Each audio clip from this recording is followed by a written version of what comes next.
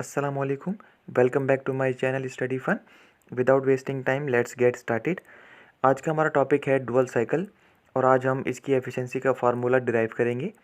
उससे पहले हमें पता होना चाहिए कि जो डुअल साइकिल है उसकी क्या इंपॉर्टेंस है.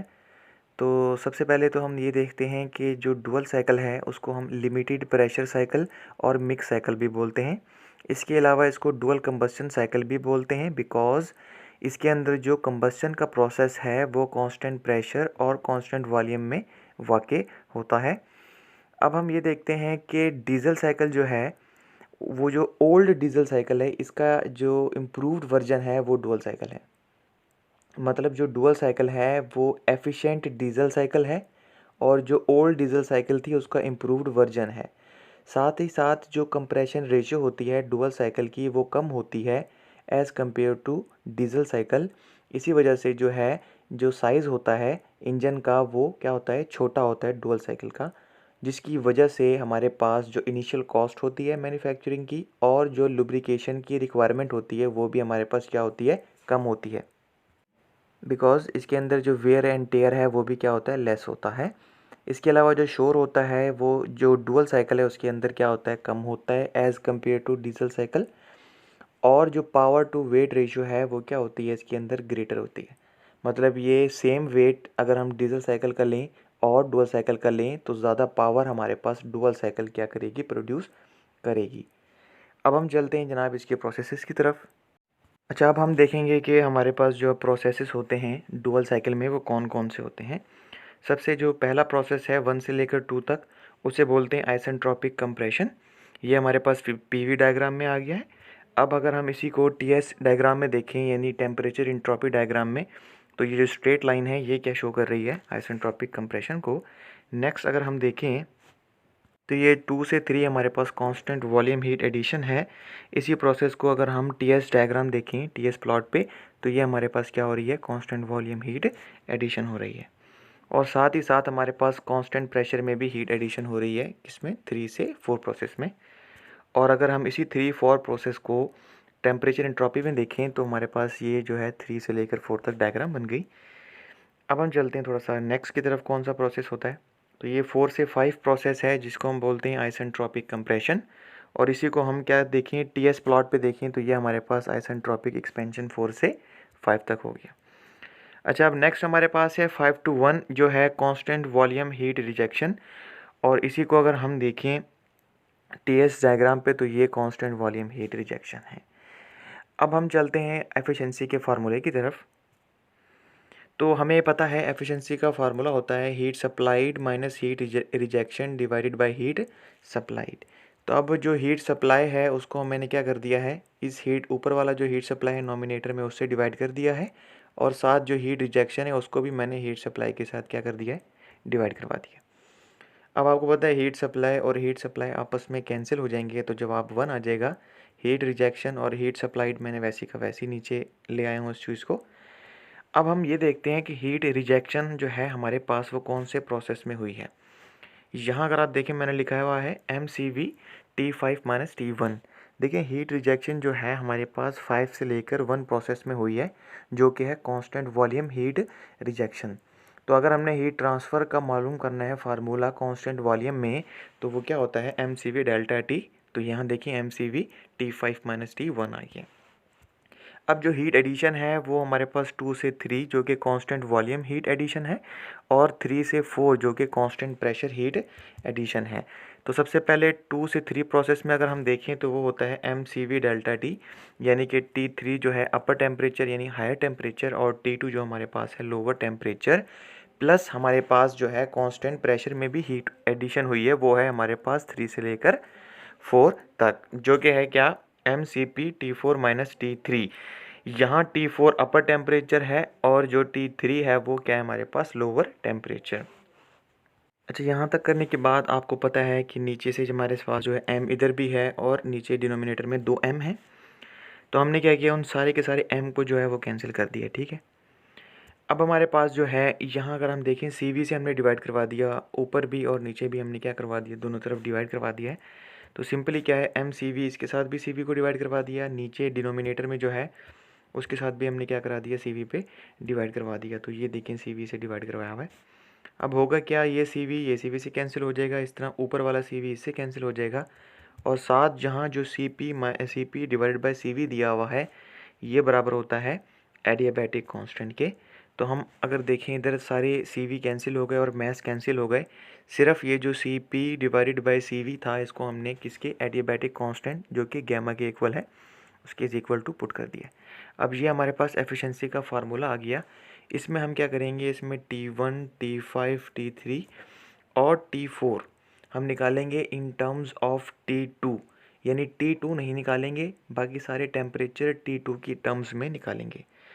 तो सबसे पहले हमारे पास है प्रोसेस 1 से 2 जो कि है आइसेंट्रोपिक कंप्रेशन, और यहाँ हम लगाएंगे formula temperature volume relationship in adiabatic process, because isentropic process एक रिवर्सिबल एडियाबैटिक प्रोसेस होता है। अब हमारे पास जो है होगा क्या कि ये T2 जो है डिवाइड हो रहा था, राइट साइड पे जाके क्या हो गया है, मल्टीप्लाई हो गया है। और यहाँ अगर हम देखें V2 डिवाइड बाई V1 को हमने 1/R लिखा है। अब ये क्या चीज़ है इसको हम देखते हैं। अच्छा, अगर हम कंप्रेशन रेशियो की बात करें तो हमारे पास जो कंप्रेशन रेशियो है वो क्या है, 1 से लेकर 2 तक हमारे पास कंप्रेशन प्रोसेस है। तो V1 डिवाइडेड बाई V2 हमारे पास क्या हो जाएगा, एक कंप्रेशन रेशियो हो जाएगी।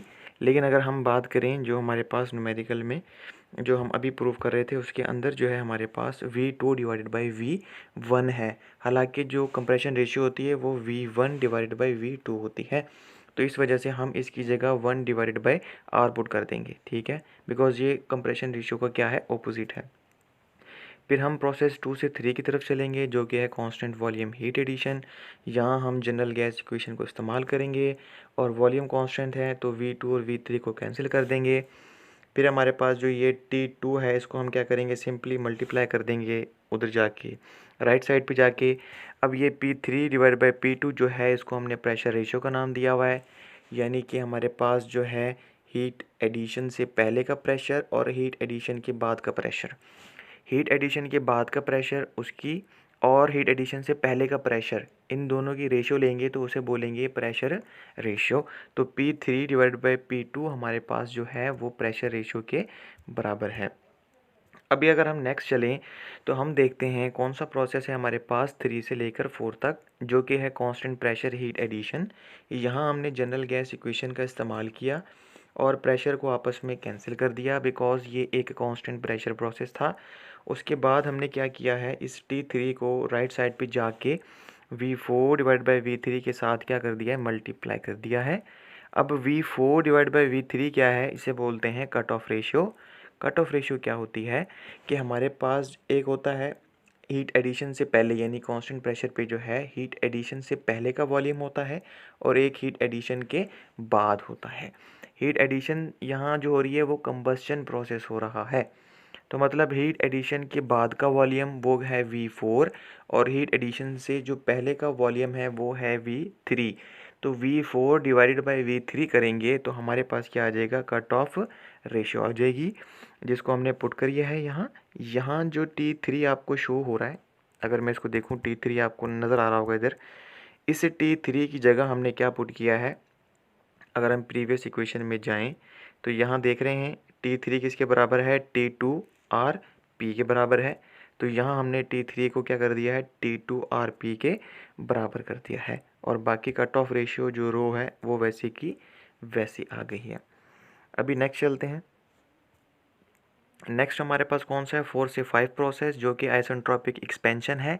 अब चूंकि ये एक्सपेंशन प्रोसेस है तो हमारे पास डेफिनेटली एक एक्सपेंशन रेशियो आएगी, जैसे प्रीवियस हमारे पास प्रोसेस में कंप्रेशन रेशियो आई थी कंप्रेशन प्रोसेस में। अब यहाँ हम टेम्परेचर और वॉल्यूम रिलेशनशिप लगाएंगे और साथ जो T4 डिवाइड हो रहा था उसको मल्टीप्लाई कर देंगे। अब V4 डिवाइड बाई V5 जो है वो 1 डिवाइड बाई एक्सपेंशन रेशियो है। अब ये कैसे आई इसको देख लेते हैं। सबसे पहले तो आप एक्सपेंशन रेशियो देख लें, एक्सपेंशन रेशियो क्या है। अच्छा, एक्सपेंशन रेशियो हमारे पास जो है इधर अगर आप गौर से देखें तो 4 से लेकर 5 तक के दरमियान जो है हमारे पास एक्सपेंशन रेशियो बननी है, ठीक है। तो V5 डिवाइड बाई V4 हमारे पास है एक्सपेंशन रेशियो, मतलब एक्सपेंशन के जो प्रोसेस है जब वो एंड होगा उसका वॉल्यूम वो क्या है V5, और एक्सपेंशन से पहले का वॉल्यूम हमारे पास है V4। उसको हमने क्या कर दिया, डिवाइड कर दिया। बाद वाला वॉल्यूम और फिर पहले वाला वॉल्यूम, उन दोनों को डिवाइड किया तो हमारे पास एक्सपेंशन रेशियो आ गई। अब देखें इधर V5 को देखें और V1 को देखें, दोनों बराबर नहीं है, बिकॉज 5 से लेकर 1 तक कांस्टेंट वॉल्यूम प्रोसेस था, तो इसलिए इस V5 की जगह मैंने V1 लिख दिया है और कुछ नहीं किया। अब V1 V4 को थोड़ा सा मैं सिंप्लीफाई करूँगा। कैसे, इस V1 और V4 को मैंने V2 से मल्टीप्लाई भी कर दिया और डिवाइड भी कर दिया। अब ये V2 और V2 से कैंसिल हो जाएगा, तो दोबारा V1 डिवाइडेड बाई V4 बन जाएगा। अगर आप गौर से देखें तो V1 डिवाइडेड बाई V2 यानी 1 से लेकर 2 तक प्रोसेस, जो कि कौन सा था, कंप्रेशन प्रोसेस, तो V1 डिवाइडेड बाई V2 एक कंप्रेशन रेशियो थी, और साथ हमारे पास जो है V3 डिवाइड बाई V4। अब आप यहाँ देखें, इस V2 की जगह मैंने V3 पुट किया हुआ है, तो यहाँ अगर आप देखें 2 से 3 भी हमारे पास कांस्टेंट वॉल्यूम प्रोसेस है, तो V2 भी बराबर हो जाएगा V3 के, तो इस वजह से मैंने V2 को V3 के बराबर लिख दिया है। अब आप देखें कि जो V3 डिवाइडेड बाई V4 क्या है, हम कट ऑफ रेशियो पढ़ के आए हैं, वो है V4 डिवाइडेड बाई V3, लेकिन ये हमारे पास है V3 डिवाइडेड बाई V4, तो ये हमारे पास 1 divided by cut off ratio हो जाएगी।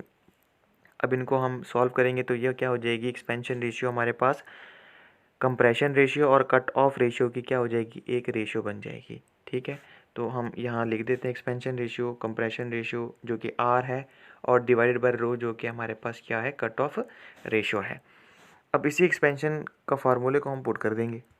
अब आप देखिए V5 divided by V4 expansion ratio था, लेकिन यहाँ V4 डिवाइडेड बाई V5 है, तो इसका मतलब ये एक्सपेंशन रेशियो का क्या है, थोड़ा ऑपोजिट है, तो हम इधर 1 डिवाइडेड बाई E लिख देंगे। और एक्सपेंशन रेशियो बराबर था किसके, is equal to compression ratio divided by cut off ratio. तो चूंकि यहाँ 1 बाई E है, तो इस वजह से वो टर्म भी उल्टी हो जाएगी, मतलब अगर कंप्रेशन रेशियो ऊपर था तो अब वो नीचे आ जाएगा, और कट ऑफ रेशियो जो नीचे थी अब वो ऊपर आ जाएगी, मतलब नॉमिनेटर डिनोमिनेटर में और डिनोमिनेटर नॉमिनेटर में। अब हमारे पास क्या है, हमने क्या किया है, वेरी सिंपल, इस T4 की जगह हमने कुछ वैल्यू पुट की है। T4 का आप देखें प्रीवियस इक्वेशन में हम T4 निकाल चुके हैं, T2 RP मल्टीप्लाई बाय रो, तो इसी T4 को हमने क्या पुट कर दिया है, T2 RP और रो पुट कर दिया है। ठीक है, और बाकी जो ये रो डिवाइडेड बाय R ये पावर गैमा -1 वैसी का वैसी है। अब इसको देखिए हमने क्या किया है, रो की पावर R। अच्छा, अब यहाँ देखें ना, हुआ क्या है कि देखें ये हमारे पास है रो की पावर गैमा -1, और ये सिर्फ क्या है, रो की पावर 1। रो और रो दोनों बेस क्या है, सेम है, तो पावर क्या हो जाएगी, ऐड हो जाएगी, तो ये हो जाएगा गैमा -1 प्लस 1, तो -1 प्लस 1 से कट जाएगा, तो सिर्फ और सिर्फ रो R बच जाएगा। ठीक है, ये रो है और ये भी रो है, पावर दोनों की क्या हो जाएंगी, ऐड हो जाएंगी, अगर उसकी बेस क्या है, सेम, तो रो बेस है, सेम हो गई। अब हमारे पास इक्वेशन नंबर 5 भी आ गई इन टर्म्स ऑफ T2। अब जनाब हम क्या करेंगे, एफिशिएंसी के फार्मूले में इसको हम पुट कर देंगे। देखें जी, T1 हमारे पास ये रही, T3 हमारे पास ये रही in terms of T2, T4 भी है in terms of T2, T5 भी है इन टर्म्स ऑफ T2। अब नाउ हम T5 की वैल्यू पुट करेंगे, T1 की वैल्यू पुट करेंगे, T3 की वैल्यू पुट करेंगे, T2 वैसी का वैसी लिखेंगे, गैमा भी वैसी का वैसी, T4 की वैल्यू और T3 की वैल्यू हमने पुट की है। अब आप गौर करें तो हमारे पास होगा क्या कि T2, यहाँ देखें, यहाँ भी T2 और यहाँ भी T2, और इसके अलावा 1 डिवाइडेड बाय R की पावर गैमा -1, और इसी तरह इधर भी 1 डिवाइडेड बाय R की पावर गैमा -1 कॉमन है, तो हमने इसको कॉमन निकाल लिया है, ये बाहर कॉमन निकाला है, तो बाकी R P और रो की पावर R बचा, और यहाँ हमारे पास क्या बचा, सिर्फ 1 बचा। अब नीचे अगर हम देखें तो सिर्फ T2, यहाँ से देखें इधर भी T2 और यहाँ भी हमारे पास T2 कॉमन आ रहा है, हमने T2 को बाहर निकाल लिया है, और यह आ गया RP -1। नेक्स्ट हमारे पास क्या है, नेक्स्ट गैमा वैसी का वैसी, यहाँ से भी आप देखें T2 और क्या है, RP, इस इधर से भी देखें T2 और RP क्या है, कॉमन आ रहा है, तो इधर से आप निकाल लें, T2 RP कॉमन निकाला, बाकी क्या बच गया, रो इधर, और इधर क्या बच गया, -1। अब आप ये देखें नीचे भी T2 है, इधर भी T2 है, दोनों इक्वेशंस में T2 कॉमन आके ऊपर वाले T2 से क्या हो जाएगा, कैंसिल हो जाएगा, T2 को तो हमने क्या कर दिया, कैंसिल कर दिया। अब हमारे पास जो फाइनल एक्सप्रेशन बचेगा, ये जो 1/r की पावर गैमा माइनस 1 है उसको हमने सेपरेट करके लिख दिया है, मल्टीप्लाई किया है हमने। मल्टीप्लाई करने के बाद जो है आर पी रो की पावर r-1 डिवाइड कर दिया है किससे, rp-1 प्लस गैमा rp रो-1 से। तो ये हमारे पास फाइनल एक्सप्रेशन है जो कि एफिशिएंसी ऑफ डुअल साइकिल का है। तो इसको आपने देख लेना है। नेक्स्ट वीडियो में इंशाल्लाह मैं ऑटो साइकिल जो है वो रहेगी ये हमारी, तो नेक्स्ट वीडियो में इंशाल्लाह ऑटो साइकिल की हम बात करेंगे।